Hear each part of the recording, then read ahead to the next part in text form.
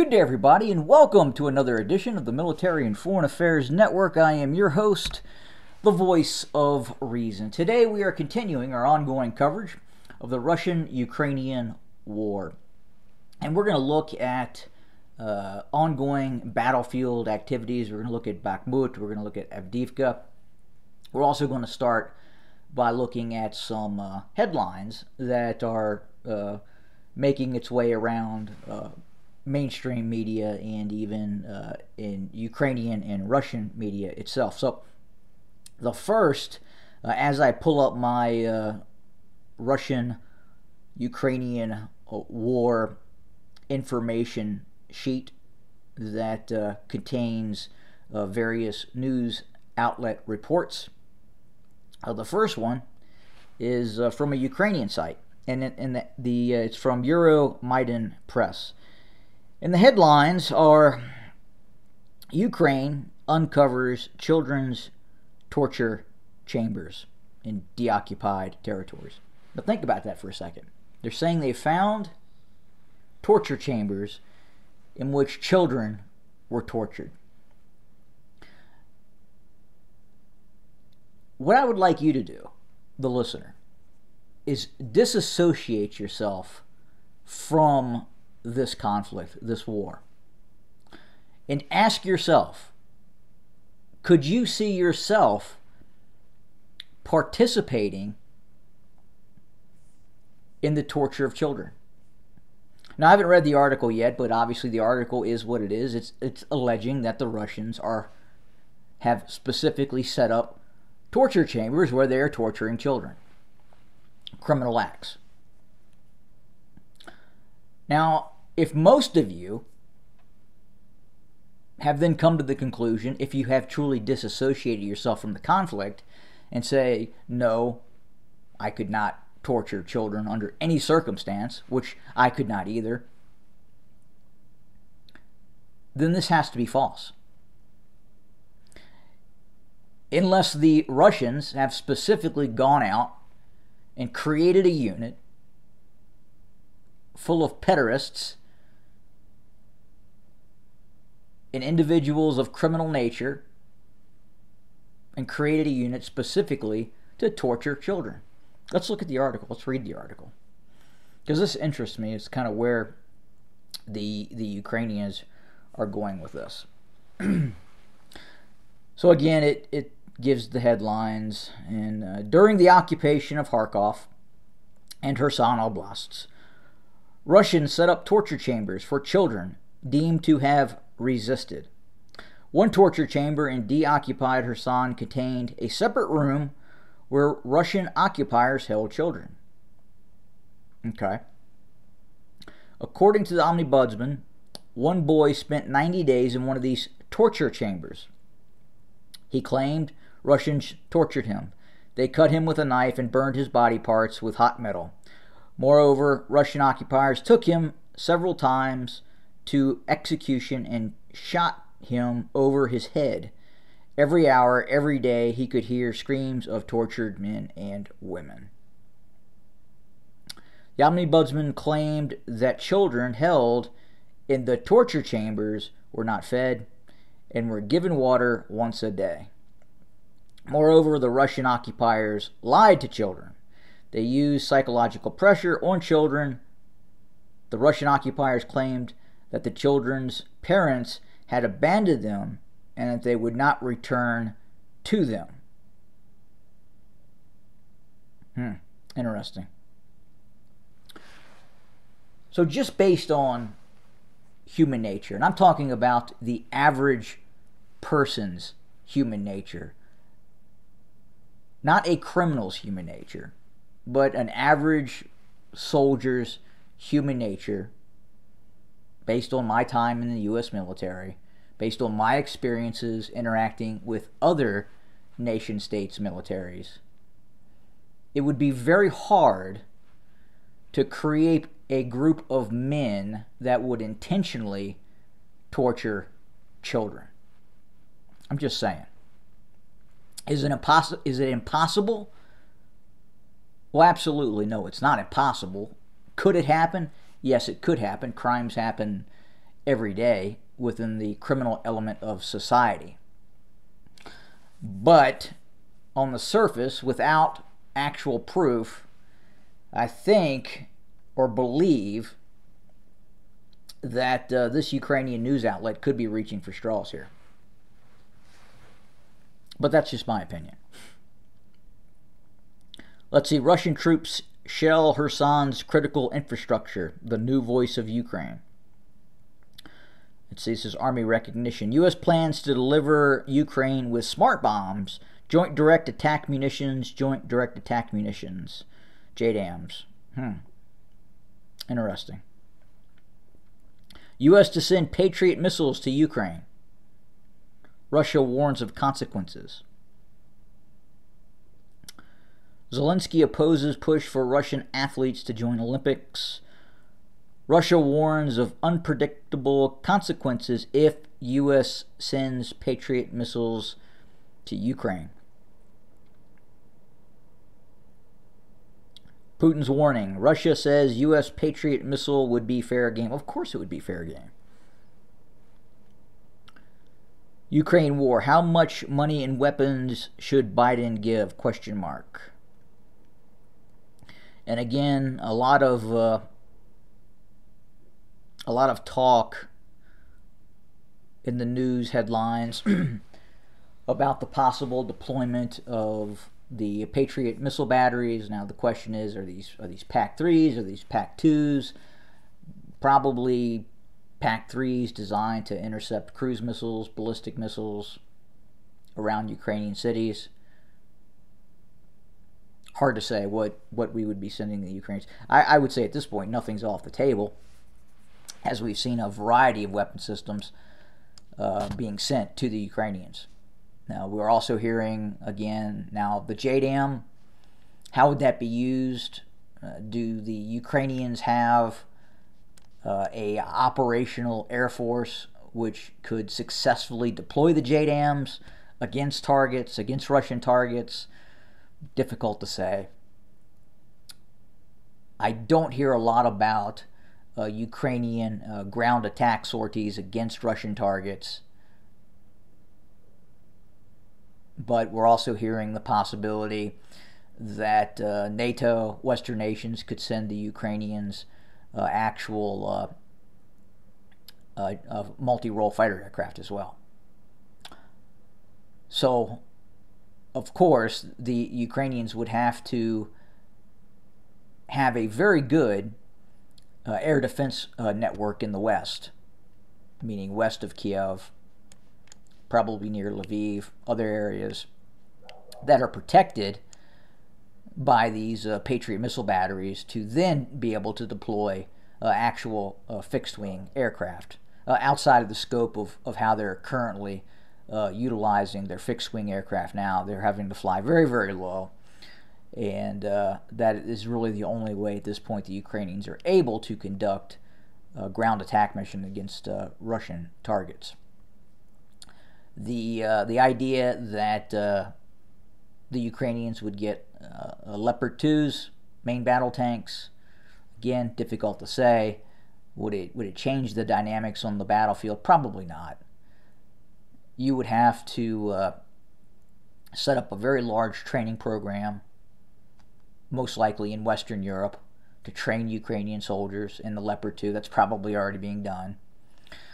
And then you would have to ship the Ukrainians enough Leopard 2s in which they would make some sort of difference. And then, obviously, the Russians have anti-tank guided weapon systems, just like the Ukrainians do. Probably, well, not probably, absolutely not as good as Javelin systems, the in-law systems, but they do have Cornet and other systems that have defeated Leopard 2 main battle tanks. We've seen Leopard 2s with additional armor in Turkey, fighting in Syria, be defeated by a variety of forces, ISIS and even Kurdish forces as well. So would it make a huge difference in the ongoing battlescape? Probably not. again, it's difficult to say how many Leopard 2s would be delivered to the Ukrainians. If you're sending 20, 30 Leopard 2s as opposed to hundreds, then obviously that's probably not going to make much of a difference. And the ongoing fighting, Bakhmut. Bakhmut continues to be a meat grinder for both sides. And I have to ask the question at this point, what is the purpose of fighting for Bakhmut? Is this a valid military objective that both sides deem worthy of protecting, or is it about national pride? And you can clearly see Bakhmut here on the map. The Russians have penetrated the Ukrainian defensive lines and are now actively fighting inside the city of Bakhmut.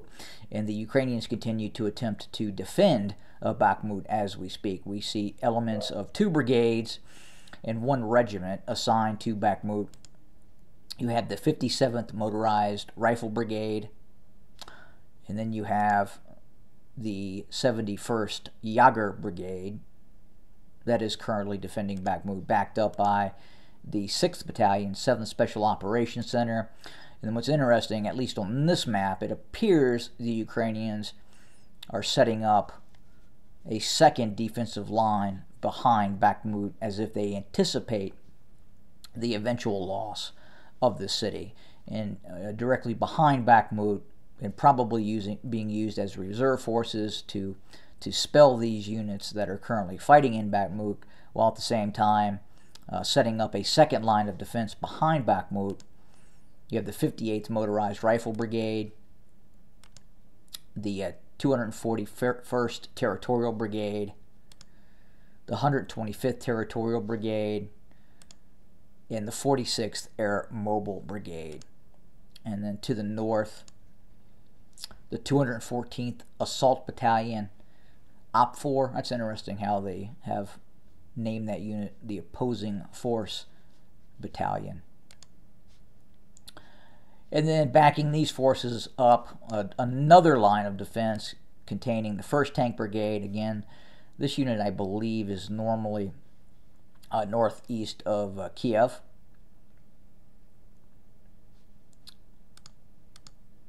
The 111th Defense Brigade, and then a artillery brigade as well.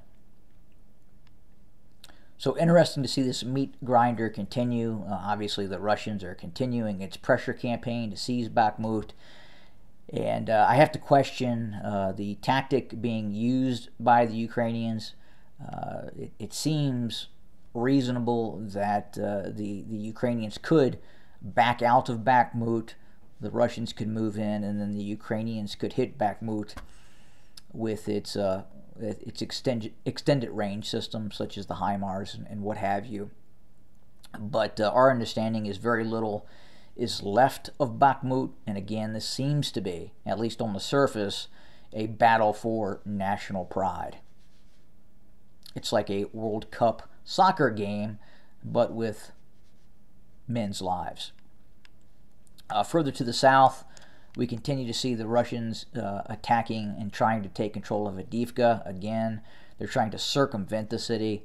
Again, tough slog, just like near Bakhmut itself. And a host of Ukrainian units are protecting Avdiivka in the areas near Avdiivka. You've got the 115th Mechanized Brigade, 3rd Tank Brigade, a host of Marine battalions, 56th Motorized Rifle Brigade, and to the north, the 110th Mechanized Brigade of Ukrainian military. So the question is now the forces that the Ukrainians were using in Kherson, this area here. Obviously, many of these units are now departing, and they're going someplace. So are they heading to Zaporizhia?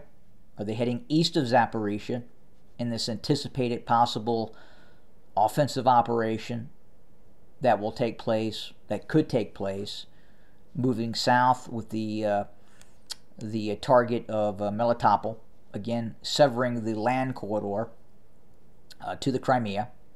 I've talked about this often, that if we do see a successful Ukrainian counteroffensive that seizes control of Melitopol, prevents the supply route into Crimea, and then obviously to a limited extent preventing the ongoing supply of these units over here as well. Because then these units in Kherson would have to be supplied through narrow causeways coming out of the Crimea, which can be targeted by HIMARS systems, as can these as well. The Ukrainians are close enough that they can use HIMARS against targets near Melitopol, east of Melitopol, and west of Melitopol as well.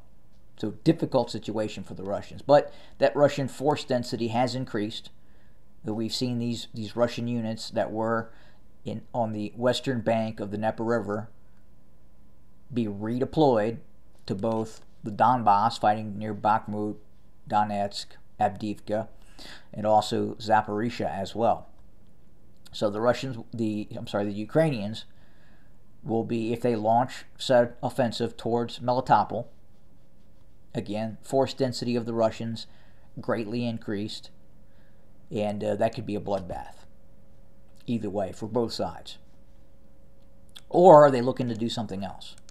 There's not a lot of options in terms of the scope of the battlefield and size of the battlefield. You have essentially what is artillery and trench warfare taking place along the Luhansk and Donetsk front, and a fairly static fight taking place along Zaporizhia as well. So it's going to be one or the other. It's going to be a Ukrainian push either into Luhansk or Donetsk, possibly a move towards Crimea, a move toward Lysychansk, Severodonetsk, or again, they're going to try to bust through the Russian defensive lines and sever the land corridor from the Donbass to the Crimea. This would, I think, essentially bring the war to a closure if the Ukrainians are able to do it. But I'm not sure they're going to be able to do that. So it's difficult to say what the Ukrainian war goal would be. Again, the outside the realm of possibility, and again, I've received a lot of pushback, is operations elsewhere. Again, you have Belarus. Belarus is an active supporter. Russian troops are in Belarus. Belarusian territory, Belarusian bases are being used to attack Ukrainian targets. And obviously, Western nations would not weep over the fall of the current leader in Minsk. So again, while a Ukrainian invasion of Belarus is remote, again, if you take into account unrestricted warfare, and that's kind of where we're heading, I would not eliminate it. Because outside of that, there are really two options right now for the Ukrainians. And it's difficult to say if they would be successful, given the force density of the Russians that are deployed in these areas. So that's what we have for today. We will continue to monitor, report, and bring you more content for your consumption. Thank you for joining us today. More to come very, very soon. And as always, have a good day.